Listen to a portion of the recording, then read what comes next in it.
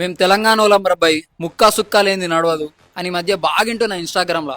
మరి వీళ్ళకి తెలంగాణ ఔన్నత్యం, వైభవం, చరిత్ర తెలుసా తెలియదా నాకు తెలియదు, కానీ అసలైన తెలంగాణ అంటే ఏంటో నేను చెప్తా వినండి మిత్రమా. శాండ్ బాక్స్ టెక్నాలజీతో ఇసుక పునాదుల పైన ఎర్త్క్వేక్ రెసిస్టెన్స్ అంటే భూకంపాలను తట్టుకునే విధంగా 13th సెంచరీలోనే కాకతీయుల వారసుడైన గణపతి దేవుడు సామ్రాజ్యంలో నిర్మించారు మిత్రమా. ఒక నగరాన్ని నిర్మించాలంటే గుడి నీళ్లు ఉండాలని, గుడి చెరువులు ఉండాలని గుడి చెరువులను నిర్మించారు మిత్రమా.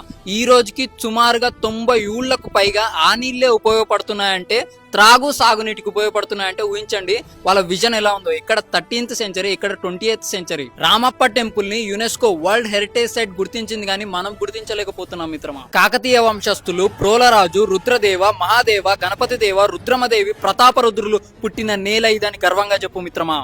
అంతెందుకు గోన గన్నారెడ్డి పుట్టింది కూడా ఈ నేలలోనే అని చెప్పు మిత్రమా.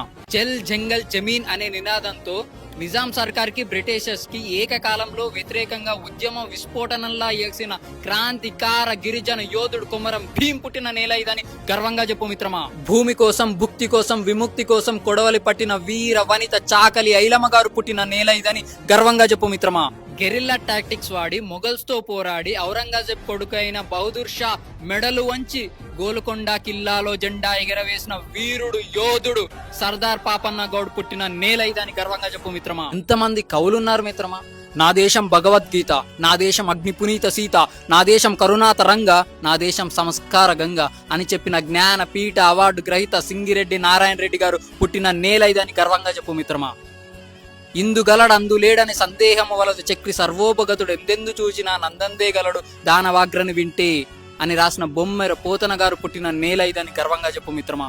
నా తెలంగాణ కోటి రతనాల వీణ అని చెప్పిన దాశరథి కృష్ణమాచార్య గారు పుట్టిన నేల ఇదని గర్వంగా చెప్పు మిత్రమా. ఇంకో 4 వారాల్లో దేశం దివాలా తీస్తుందన్న సమయంలో ఆర్థిక సవరణలు చేసి సోషలిస్ట్ ఐడియాలజీ నుంచి క్యాపిటలిస్ట్ ఐడియాలజీగా మార్చి ఆ అధిక పన్నులు తీసేసి మీకు ఫ్రీగా ల్యాండ్ ఇస్తాం, కరెంట్ ఇస్తాం, ట్యాక్స్ కూడా 10-15% కడితే చాలు, కానీ కంపెనీలు పెట్టండి అని ఆహ్వానించి దేశ ఆర్థిక వ్యవస్థని నిలబెట్టిన మాజీ ప్రధాని పివి నరసింహారావు గారు పుట్టిన నేల ఇదని గర్వంగా చెప్పు మిత్రమా. తెలంగాణలో ఎన్ని నదులు, వాగులు, జలపాతాలు ఉన్నాయి. గోదావరి, కృష్ణ, భీమ, మంజీర, డిండి, ప్రాణహిత, తుంగభద్ర, మున్నేరు, పాలేరు, పెనుగంగ, పైర, తాలిపేరు, ఇలా చాలా ఉన్నాయి చెప్పుకుంటూ పోతే. తెలంగాణలో ఎంత ఖనిజ సంపద ఉంది. Singareni is the 2nd largest coal producer in Bharat.